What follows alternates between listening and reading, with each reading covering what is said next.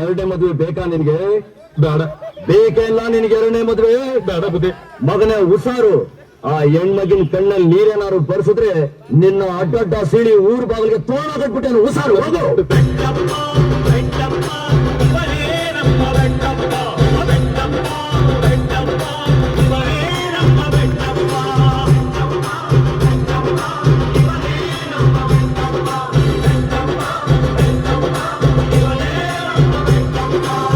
ಹುಲಿ ಹುಲಿ ಸ್ನೇಹ ಮಾಡ್ಬೇಕು, ಕತ್ತೆ ಸ್ನೇಹ ಅಲ್ಲ.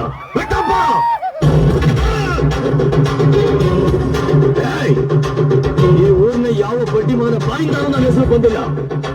ನೀನ್ ಕೂಗಿದ್ಯಾ? ನಾನೇ ರಾಜ ಕಡೆ ಬೋರ್ಡ್ ಹಾಕಿದೀನಲ್ಲ, ನನ್ ಮನೆಯಾಗ ಹೆಣ್ಣಾದೆ ಯಾರಾದ್ರೂ ಬಂದು ನೋಡ್ಕೊಂಡು ಹೋಗಿ ಅಂತ.